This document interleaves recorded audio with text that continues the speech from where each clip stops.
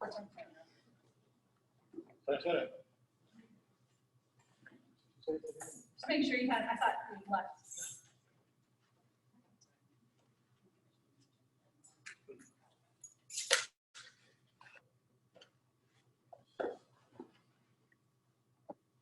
Good morning. On behalf of the Professor of Military Science, Lieutenant Colonel Angela Piper, and the Corps of Cadets, I would like to welcome you to the 2020 Blue Jay Battalion Spring Commissioning Ceremony for Cadet Joel Dorsett. Would you please stand for the playing of the National Anthem?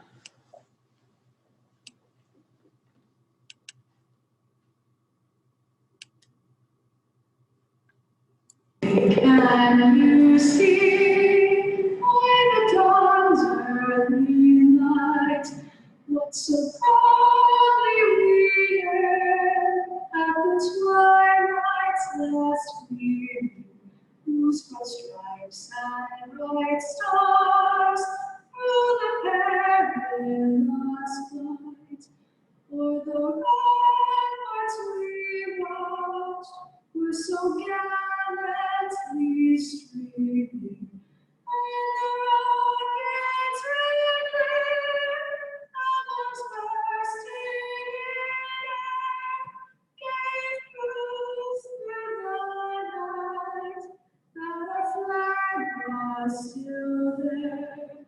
Oh, say does that star-spangled banner yet wave for the land of the free and the home of the brave? It is my distinct honor to present the Professor of Military Science at the Johns Hopkins University, Lieutenant Colonel Angela Piper.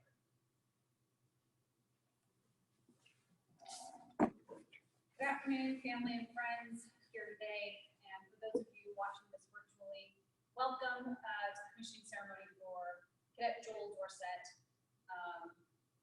It's been a long time in the making. So I also would like to say thank you to Lieutenant General Ryan Fenton, who's our guest speaker for this spring's commissioning ceremony, and Dean Medlin from the Craig Arts Science and Arts at Johns Hopkins, where the ROTC department falls under them. She's a major supporter, and we would not be able to do what we do today without her support. So, so Joel, I'm sorry that you were not able to have this commissioning ceremony with all the peers that you went through at this program. However, on a positive note, I get to brag about you for just a minute or so. So I met Joel when I first got into this program, and they said, oh, he's one of my ADOs, an active duty officer coming through the program. And I was like, okay, great. He's got active duty experience. Great. That's, you know, they tend to lead from the front. They really tend to show their colors in times of challenge, and he did not disappoint. So he came in, and he always had this drive to improve himself, to improve the unit and the organization. His peers consistently looked to him for, well, what do we do? Well, what do we do? And he never failed. He always seemed to have a good answer, a good solution for everything. So then he came back from advanced camp, and he was in my class, and always contributing and imparting his knowledge and his experience with his teammates and with me. We spent countless hours in my office in great discussions about how to do this and how to do that, and how to go forward in these challenging times, how to deal with this situation in the best possible way. He was always looking to improve himself and his leadership style, and I am sure that he's going to continue that pattern of growth throughout his entire time in the military. During the spring FTX a couple of years, 2 years ago, he was my photographer, or one of my photographers, and it was a pleasure to work with you because I saw your level of dedication to make sure that every soldier in the field was taken care of. And countless hours we sat there filling water bottles, driving around, delivering resources, making sure that every cadet was well taken care of, that the slides were taken care of. And even this year when we found out that he needed just one more semester of ROTC when he thought he was done. He needed one more semester of ROTC. He did not balk. He didn't complain when I told him, like, well, you're going to have to put that uniform on. You're going to still have to come to your lab. And he did religiously. And he took on the role of mentor with all those cadets, both in a tactical atmosphere of, hey, have you thought about this? What are we doing here? And then as a leader of making sure that the standards were never compromised and taking that role as kind of the commander of those troops and the cadets that were there, so that, quite honestly, we didn't have to do it, so it was amazing. So in a few moments, you're going to hear some ceremonial words from a lot of military senior leaders and from some words of advice from our guest speaker this semester. And, you know, as you're aware, people don't just get their rank, right? They don't get it just by showing up to work every day.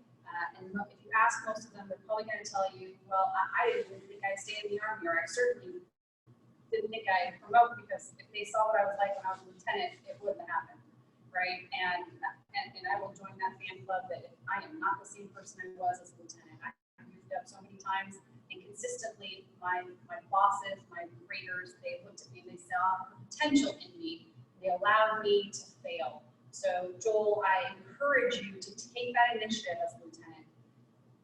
Take the risks, accept the challenge, be willing to fail, because when you're failing, you're learning, right? And you're going to continue to grow and adapt that leadership style that your soldiers need.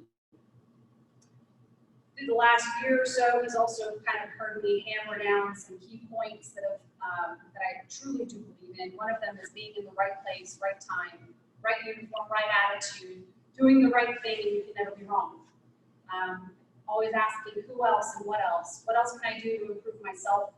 What else can I do to improve this organization?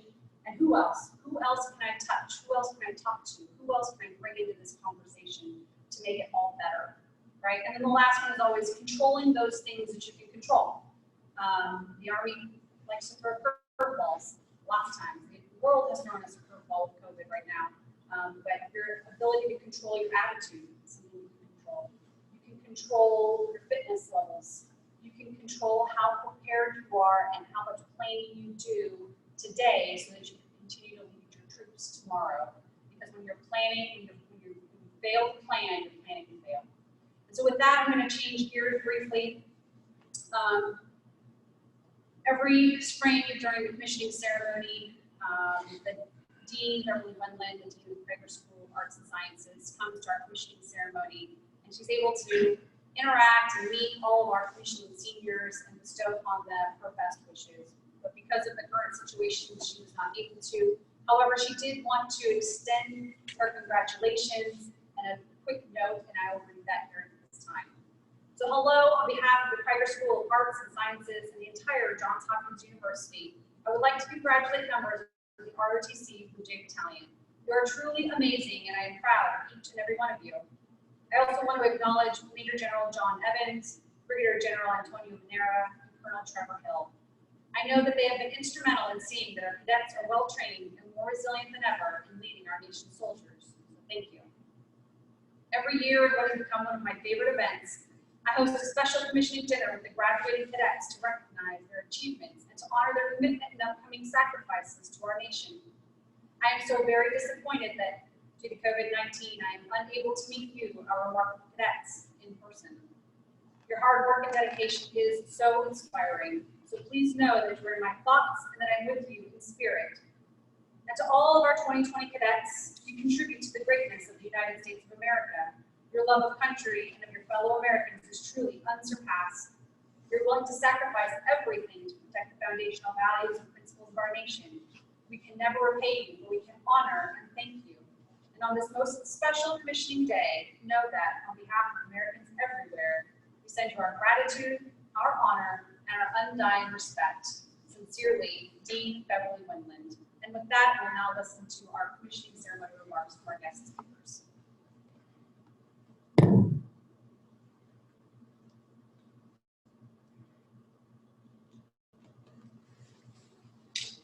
Congratulations on your upcoming graduation and commission.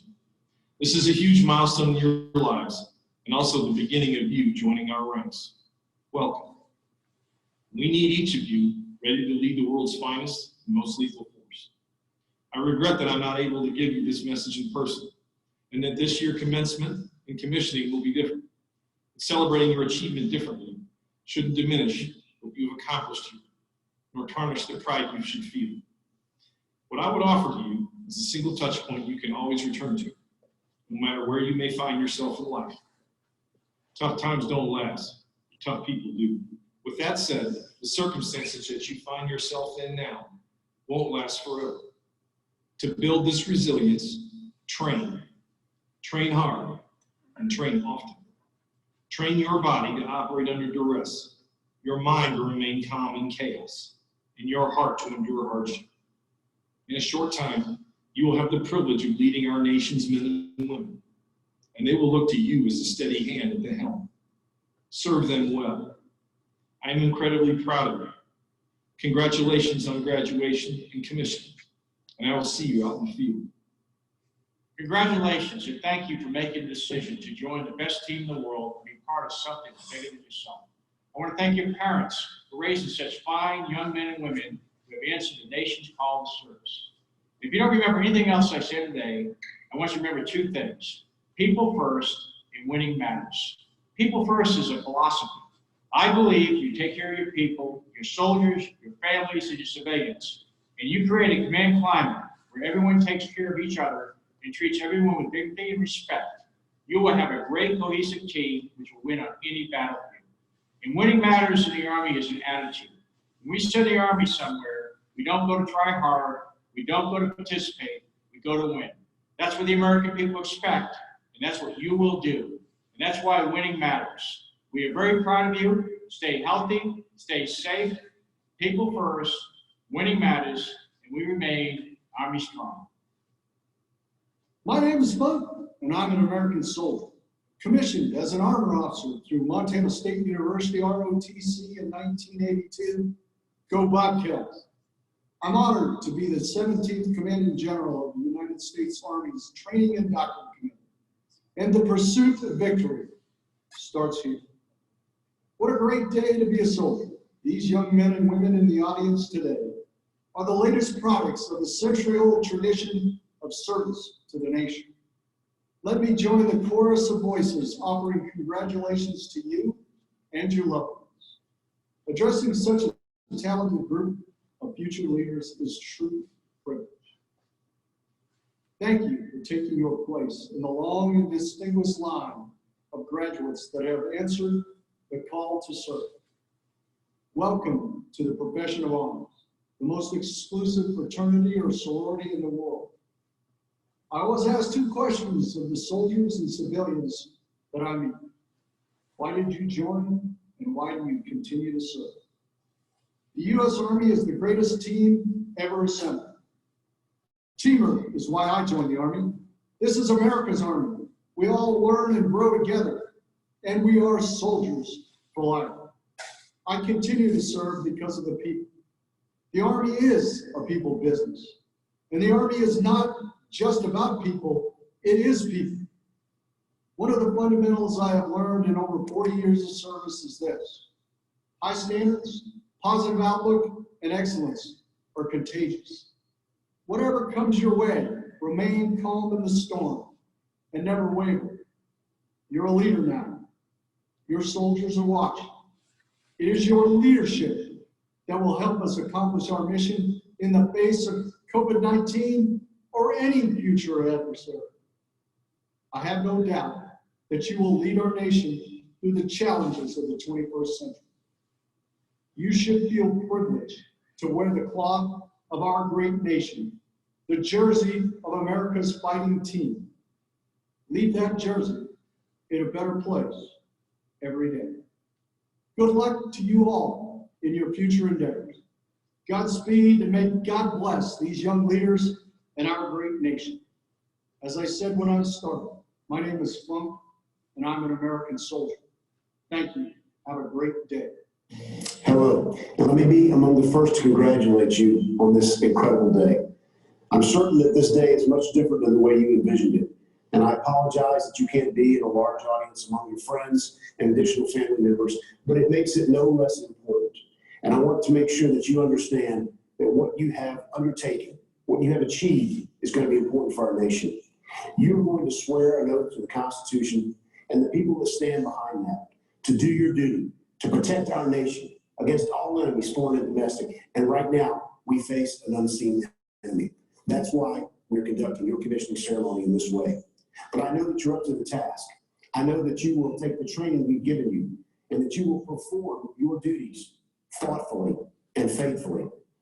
I have faith and confidence in you, as do all of our senior Army leaders. And on this day, I want to congratulate you for doing what only 1 out of every 1,000 people in our country ever does, standing up and taking the oath of office to become an officer in the United States military. Congratulations, United States Army, Second Lieutenant.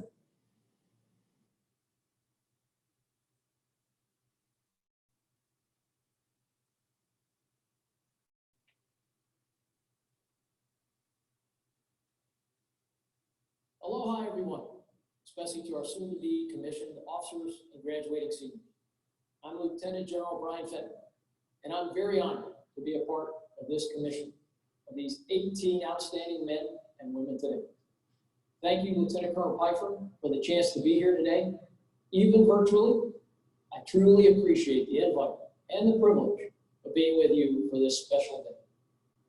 And I'll start by welcoming and thanking all our virtual guests today, anyone tuning into this.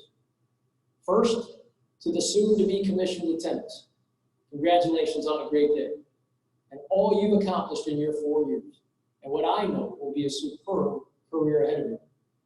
Next to the faculty, the team here at Johns Hopkins that watches over this program, specifically Dean Beverly Wemmer. Thank you for all you and your team do for this battalion and the cadre cadet team. To the battalion that brought you seniors here to this point, thank you, Lieutenant Colonel Pfeiffer, Master Sergeant Jason Stevens, and the 7-person team that you're part of for all you've done to guide and shepherd these seniors, cadets, and soon-to-be second lieutenants over the past 4 years. And very importantly, welcome to the family members of our soon-to-be commissioned second lieutenants. Thank you for tuning in, and congratulations on a great day. And the many ROTC and scholastic achievements you and your cadets have accomplished. You did it together. We know it's a team sport to make it thus far. Thanks as well in advance for giving us your family members to be part of our military. You entrust us with your sons and daughters, your brothers and sisters, your nieces and nephews to serve their country and be part of something much bigger than themselves via protecting our nation, the Constitution, and our citizens. And we recognize that having your family members in our ranks is a tremendous responsibility. And I can assure you that this is not something that we take lightly. So thank you very much for lending them to us. And I don't want to forget to thank the folks who helped put this commissioning ceremony together. Thank you to everyone that made it possible, especially during this time of COVID. I know these type of events don't just happen. It's people behind and in front of the scenes with a lot of hard work and coordination that make it so. So thank you for all you did to make this special day possible. I'll now focus my remarks on the soon-to-be commissioned lieutenants. And in all my experiences with these type of events, the audience, especially these new soon-to-be lieutenants, rarely remember the guest speaker. I know I sure didn't when I was in your shoes over 33 years ago. So I'll do my best to follow the 3 B's. Be brilliant, be brief, and be gone. And I'll strive really hard on the brief and the gone parts. In that vein, there are only 3 things I want to offer the new lieutenants today. First, what your commissioning means. Second, give you a few tips for your new profession. And third, pass along a lesson that I picked up this day almost 33 years ago. So first, what does your commissioning mean? It means a couple things. When you raise your hand and take that oath, you immediately become part of something much bigger than yourself. You'll be in a position where the United States Army is going to entrust you with tremendous responsibility, supporting and defending the Constitution of the United States, being responsible for millions of dollars of equipment, ensuring our men and women are trained correctly, and most importantly, watching over and leading our nation's greatest treasure, young men and women just like yourselves. You will be charged with the care, training, and well-being of those young people, numerous soldiers, non-commissioned officers, civilians, and ensuring they are ready to fight and win against our nation's adversaries, to include COVID, as we've just experienced. It's a tremendous responsibility, and one that will challenge and test you throughout your career, whether you serve for 4 years or 40. But make no mistake, you're ready. Your training thus far here at Johns Hopkins and what you gained from your family upbringing has you well prepared for this task. So you are prepared. You are ready. And trust me when I say this, as someone who began this journey 33 years ago this month, you will do great. And to add something to that preparation, I want to cover my second point, sharing with you some tips for new lieutenants that came from a mentor of mine, General Tony Thomas, the former commander of U.S. Special Operations Command, and a longtime special operations professional and Army Ranger. Tip 1, ask. At your first meeting with your platoon or detachment sergeant or NCOIC, ask him or her what they expect of you. If they're good, and most of them are, and they're very good, they'll say something like, be our leader, make tough decisions. Don't try to be our friend or our buddy. We may eventually like you, but that's not the objective. And ensure we are prepared for our tasks. That's your job. And while they may never say it, you can bet that if you do this, they will strive to never, ever let you down. And while you may not be their friend or buddy, you will still be their lieutenant. And by doing this, you can absolutely be sure you will be their lieutenant. Tip number 2, take care. Care for your people, care for your troops, care for your platoon, whoever you lead. Your troops are our most precious resource. They are our decisive, competitive, and comparative advantages. And they are more important than any piece of hardware or equipment. They are our business. Advocate for them, help their families, and help each and every one of them reach their full potential. Because like you, they all came into this Army with hopes, dreams, and aspirations. So care for them, and they'll notice.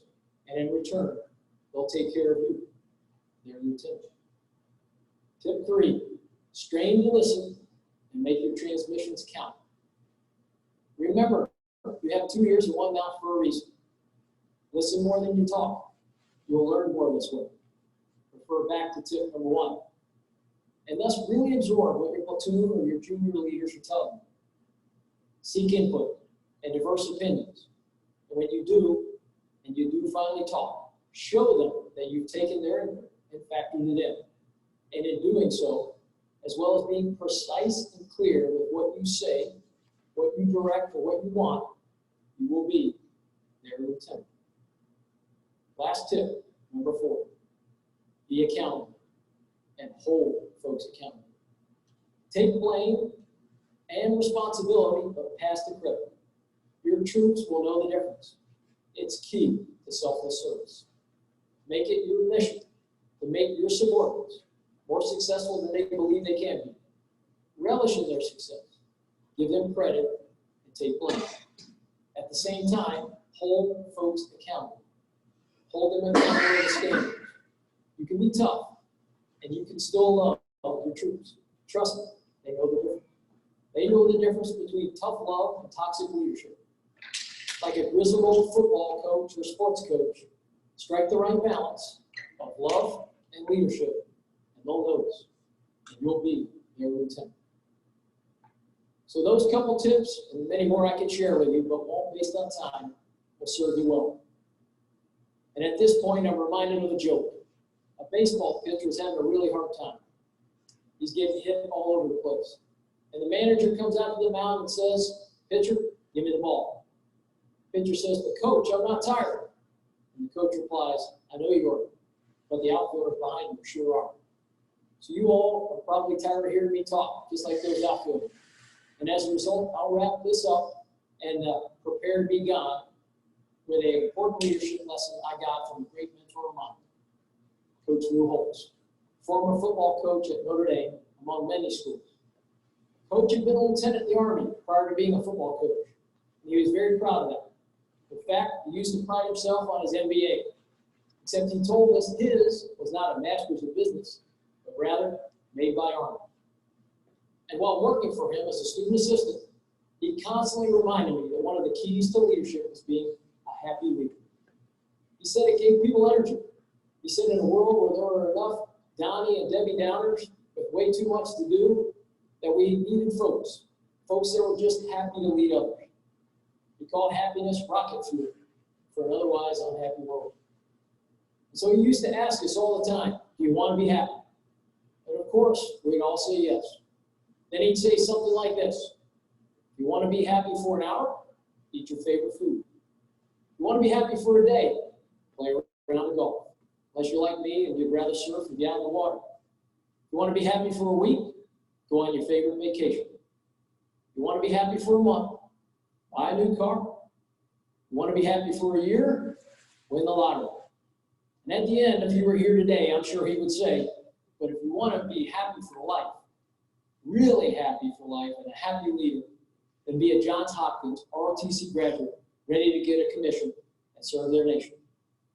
And on that note, I want to thank you all for giving me the opportunity to speak today. And I want to congratulate one more time the Army's newest lieutenants and your family. May God bless all of you, your families, our great military, and may God bless the United States of America, the land of the free and the home of the brave.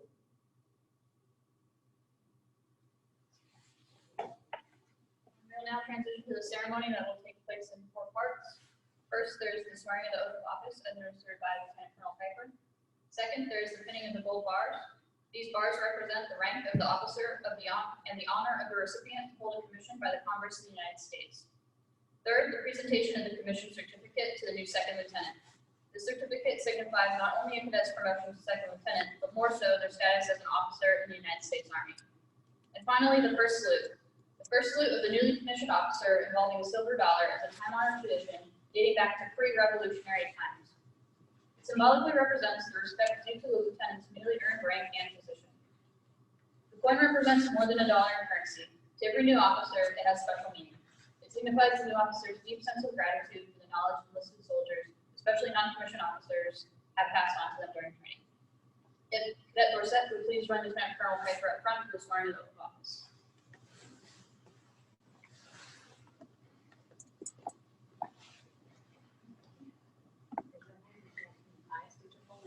I, Joel Dorsett, Having been appointed an officer having been appointed an officer in the Army of the United States, in the Army of the United States, in the rank of second lieutenant, in the rank of second lieutenant, do solemnly swear do solemnly swear that I will support and defend that I will support and defend the Constitution of the United States the Constitution of the United States against all enemies, against all enemies, foreign and domestic, foreign and domestic, that I will bear true faith and that I will bear true faith and allegiance to the same, and allegiance to the same, that I take this obligation freely that I take this obligation freely without any mental reservation without any mental reservation or purpose of evasion, or purpose of evasion, and that I will well and faithfully and that I will well and faithfully discharge the duties discharge the duties of the office of the office upon which I'm about to enter. upon which I am about to enter. So help me God. So help me God.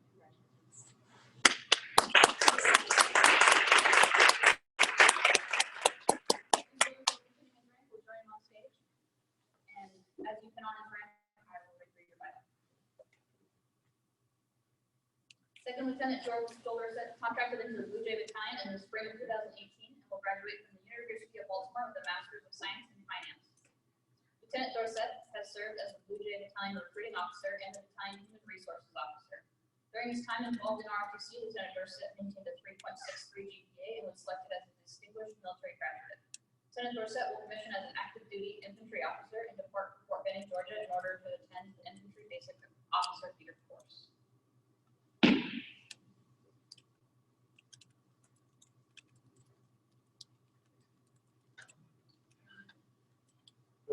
Oh, God.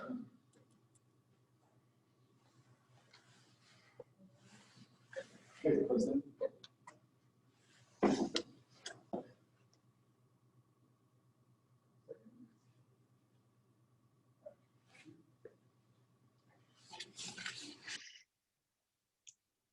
Sergeant Stevens will be Lieutenant Dorsett's first move. I'll leave, sir.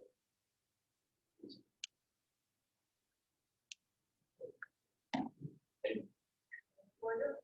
All right, I'm gonna take this off. Real quick. I have a lot of people to thank virtually and in person, and so I don't forget. I've got some note cards to keep me on track, and I'll try and make it quick because I know you guys have been on for a while. So first, I have to thank Lieutenant Colonel Piper. Thank you for all the work that you've done, striving to develop some of the strongest cadets and lieutenants that I've ever seen. You taught me a lot. One of the biggest lessons I learned is that I don't have to be 6'4" to scare the crap out of someone.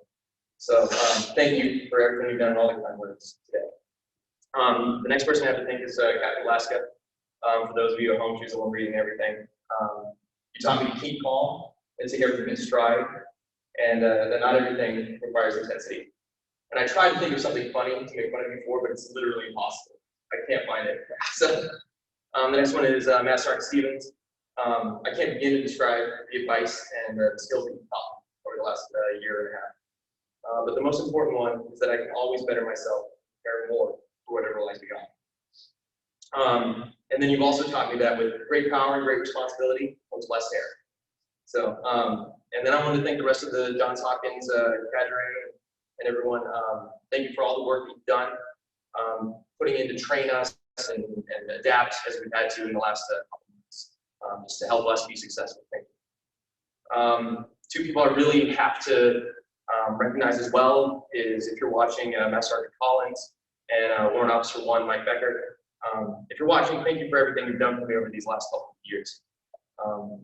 As I continue through my career, I'll never forget the lesson that both of you taught me, which is to take care of soldiers. If I can only be half of the leader that either of you are, I'll be doing great things. So all of my friends watching, thank you for taking the time to share this moment with me. All your support has helped me so much in this journey. Thank you. I need to go back. I forgot one. I have to thank the 229th Band. Thank you for letting me be a part of such a great unit. Even though it was a short time that I was with you guys, it was more than a unit, it was a family. And so I'm so thankful that I got to be a part of it. Thank you. Okay, next I have to thank Harry Choyne, who came up in my PC. We've been great friends for 6 years. We have a lot of great memories. Thank you for making the long trip from Chicago all the way out here to be here for this. You'll always be a great friend.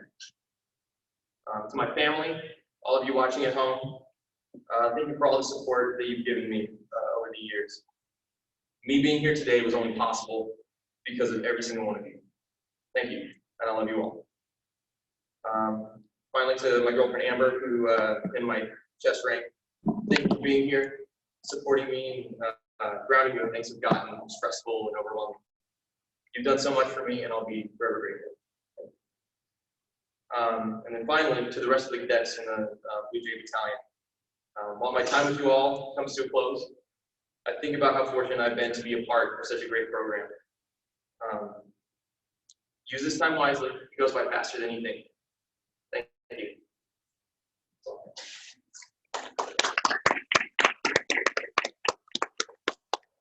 Grab your seat and everyone, please stand for playing our song.